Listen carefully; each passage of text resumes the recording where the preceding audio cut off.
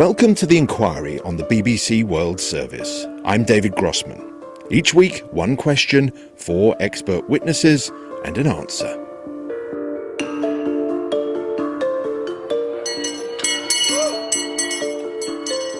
It's a morning scene that's played out in various forms all over the world. Good morning, Bruno! Come on, let's get ourselves sorted, please, gentlemen!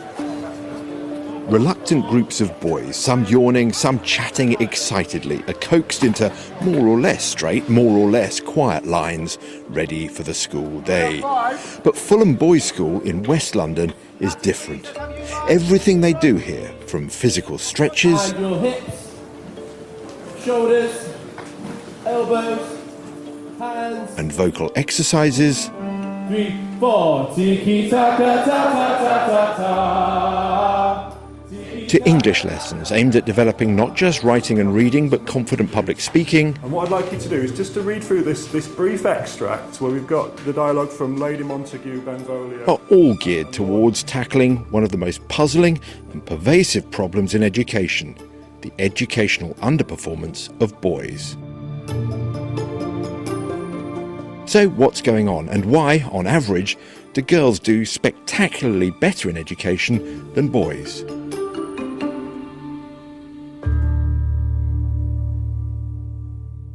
Part 1. Mind the Gap.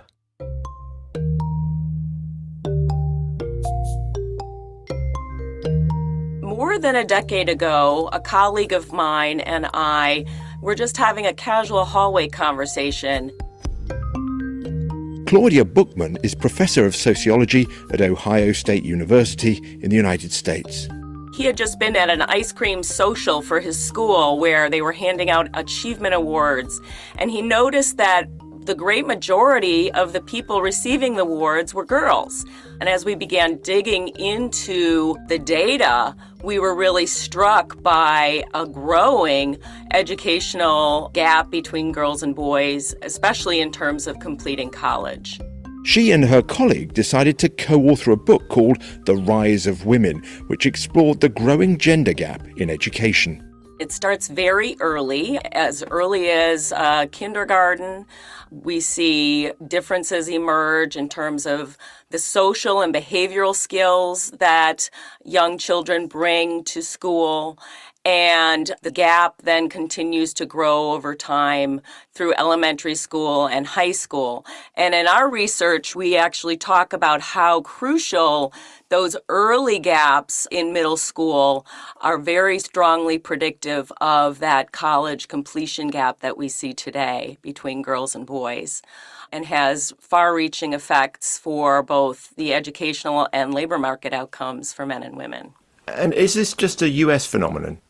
Absolutely not. We looked at OECD data throughout the world, and this is an international phenomenon. Virtually every country in the world today has a similar pattern of girls now outpacing boys in terms of educational achievement and tertiary educational completion. And this has important implications for the labour market. So what exactly is the gap? What are we talking about? We are talking about application behaviors and what students are doing with their aptitude. So if you look at any sort of metric of aptitude, whether that's test scores, IQ, all the evidence shows us the distribution of aptitude and ability is very similar across boys and girls. Where we find the difference is how students are utilizing that aptitude to achieve good grades in school. Aptitude, right, is your naked ability. Perhaps you're born with that. We can talk about that as intelligence. And that's only one part of what makes you academically successful. What you need to do with that ability is you need to be reading and writing and thinking and studying.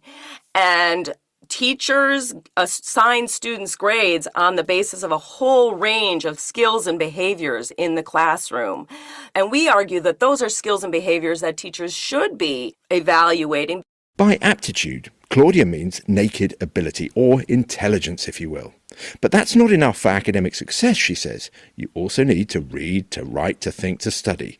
And that's what teachers do and should measure. Because those are exactly the skills and behaviors that matter in the labor market, right? Did you turn your work in on time? Did you write a thorough essay? Did you perform, in the classroom? Were you responsive to the teacher? Were you respectful? All of those behaviors and skills, some of them are social skills, some of them are what we call time management. All of those are things where we really see the female advantage emerge. And those behaviors that are practiced in the early education years before one gets to college are what also really translate into the ability to do well in college and get a college degree. Those differences in the early years, our witness argues, translate into the ability to do well in college and get a degree. But it does seem that the gap between boys and girls declines as we go up the income scale, though it isn't entirely eradicated. So do boys ever catch up? I want to emphasize that the gaps that we're talking about aren't true for all boys. Some boys do quite well, and for some boys, especially middle and upper class boys, there's not this gap. Where we're seeing the gaps most are among boys from working class backgrounds, boys of different race and ethnicity backgrounds. The early gaps that we see are sometimes linked to developmental differences between boys and girls. And so sometimes boys do catch up in terms of middle school and high school. As boys mature, as they develop clear aspirations about their futures, some boys can catch up. The boys we need to be most concerned about are those boys for whom achievement is not something that they buy into. Academic achievement is something that they disparage, sometimes because their peers are encouraging them to disparage academic achievement, to appear masculine. And those boys then do tend to fall further and further behind. Claudia Bookman thinks that much of the achievement gap between girls and boys can be explained by social differences like expectation and peer pressure. But where exactly do the differences between boys' and girls' attitudes and behaviours begin? Is it something they learn at home long before they reach the school gates, or does it begin even sooner with the brain we're born with?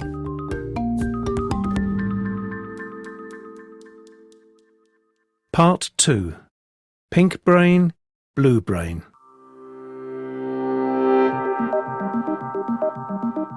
Like any parent who has both sons and daughters, I was curious about the difference, and there's so much in the neuroscience literature about sex differences.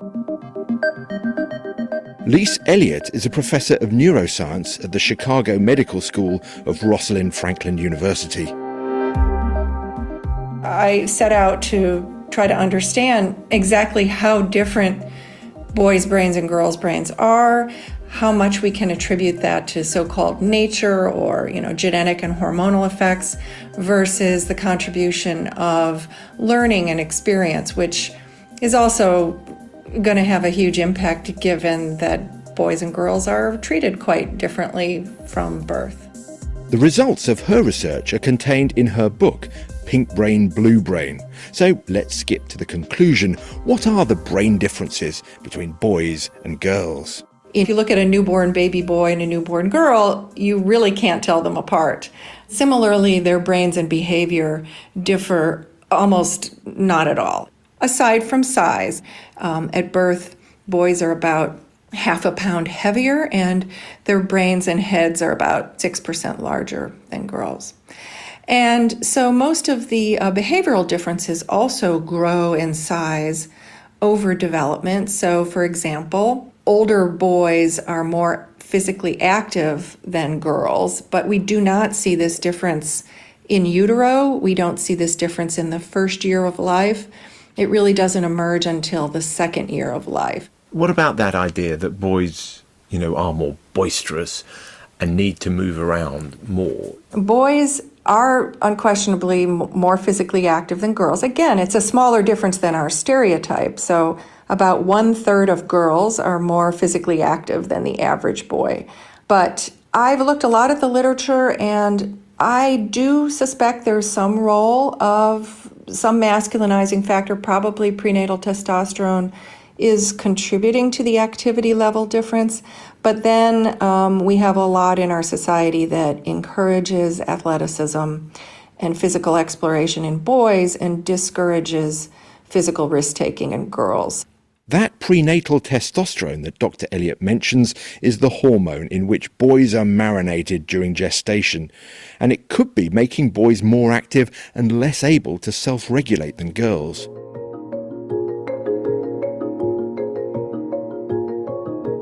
A recent and controversial, even groundbreaking study looked at what happened to females who gestate alongside a male twin. Unlike girls, they're exposed to high levels of prenatal testosterone. To control for environment factors, the study only looked at female twins where the male twin had died before birth. And they found that women who were exposed to testosterone in utero actually behaved a lot more like men did. They also underperformed in school, were less likely to graduate from high school or attend university, and did worse in the labour market. So there's a lot of controversy in that literature, and I would say it is by no means proven that girls with male twins are at all masculinized in their cognitive skills, in their emotional skills, in their athleticism, in their toy interest. You see almost no shift between control girls and girls with male twins. Could there be something in the way that boys and girls develop that might be causing the gap? We cannot say this is nature, this is nurture, this is biology, this is socialization.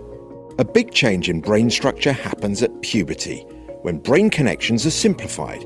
This seems to coincide with clearer thinking and sharper focus in teenagers. On average, it happens earlier in girls than boys. Our expert says it's impossible to unpick biology from social experience. Our brains are constantly being changed. These synapses are constantly altered by our day-to-day experience, including our social experience. It's all biological. Every difference between every two people is a function of brain biology. But the question is, was that predetermined from their genetic chromosomes, or was that a function of their experience? And our human brains are so sophisticated, there is nothing we do as adults or even children that isn't acquired through learning. It seems clear that there are some real and important differences, natural differences, between the average girl and the average boy which affect the way they learn and develop. However, why has the gap between girls' and boys' achievement at school only appeared comparatively recently? For example, women began outnumbering men at university in the UK only in the early 2000s. Understanding what happened to cause this switch may shed some light on the cause of the achievement gap today. Part 3. Girl Power.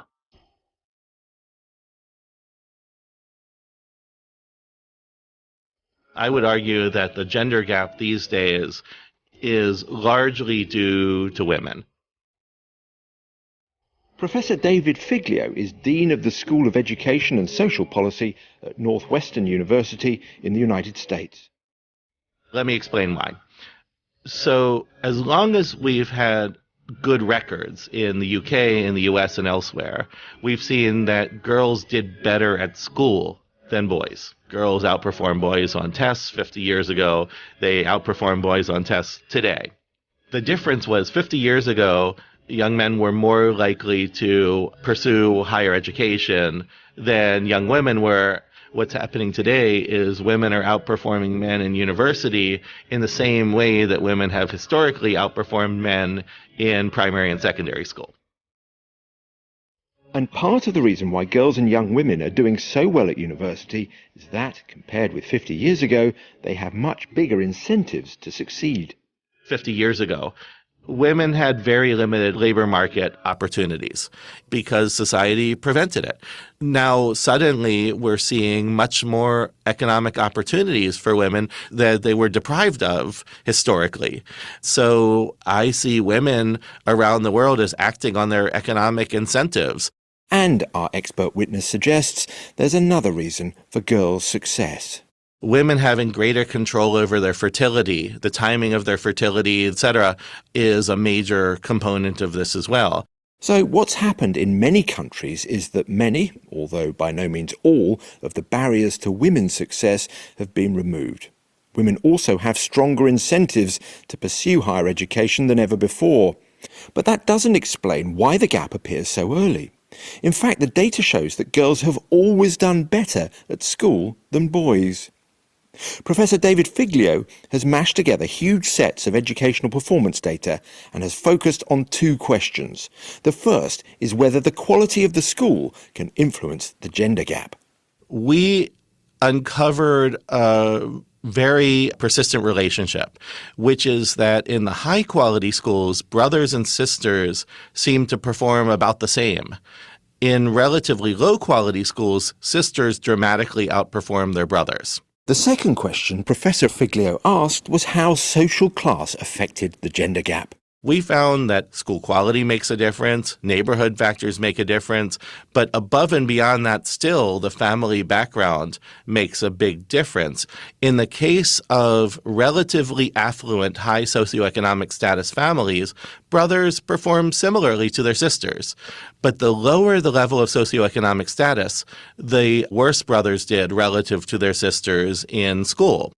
It seems obvious that the more wealth a family has, the more it can invest in their children's education. But why do brothers do worse than their sisters when they're raised in the same family? Frankly, girls are less weak than boys biologically. So if it turns out that females are more resilient than males, then that would stand to reason that females might be biologically less sensitive to poor environmental factors than males might be. That's one explanation.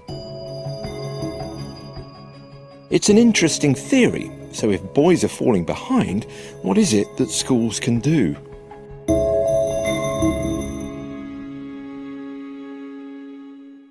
Part 4. Lesson Plan.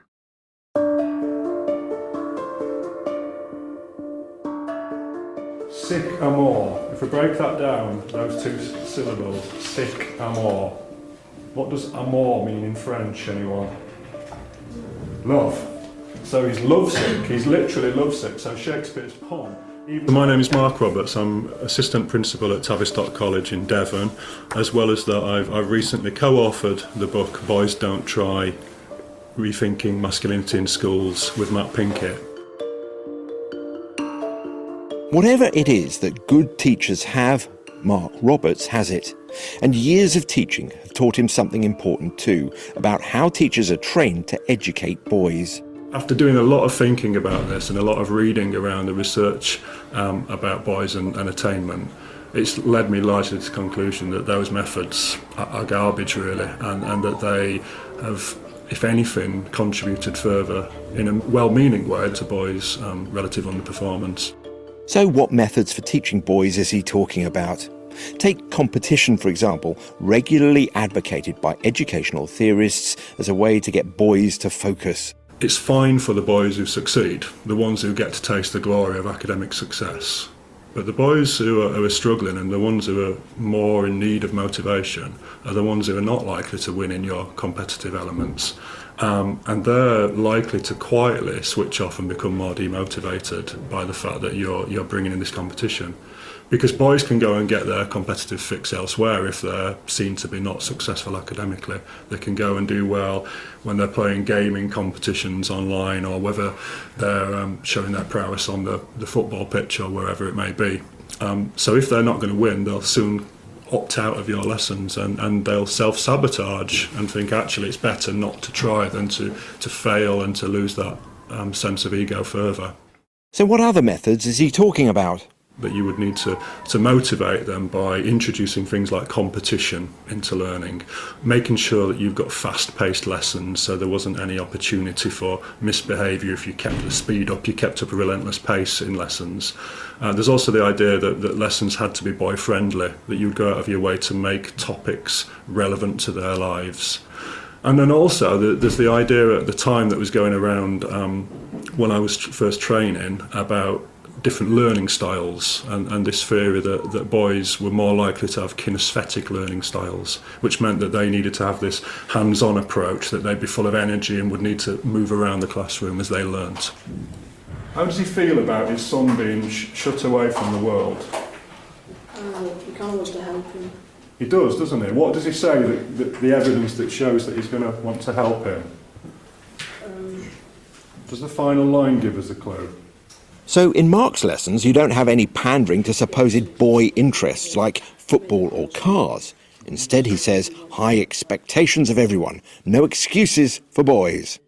I'm not going to be apologetic about any elements of my subject. I'm certainly not going to be apologising for the fact that I'm going to be teaching love poetry and try to make out as if there's something unmanly about this. I'm going to talk about my love of that and to try to persuade them in that way. As well as that, it's going to be absolutely key that when these kind of issues come up, when we talk about gender, when it crops up in a classroom discussion, we're going to talk about it honestly and openly. So if someone talks about masculinity, I'm going to talk about stereotypical masculinity, and we're going to have a discussion about what it really means to be male or female and so on. After years of teaching and research, Mark's conclusion is that the main hurdle boys face is in attitudes to learning. I think there's something lurking there on boys' shoulders, something saying, if I get this answer right, what are my friends going to say? Am I going to be teased? Am I going to be ostracised? Am I going to be bullied if I show this real enthusiasm for my learning? And I think that's particularly the case across disadvantaged pupils, although there's evidence to suggest that that does affect more advantaged boys as well.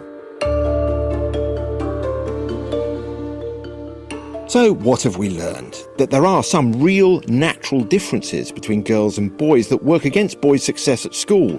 However, we've also seen that good schools and family background can make a huge difference to reducing the gap. The first thing that needs to happen, though, is that society has to care about boys falling behind.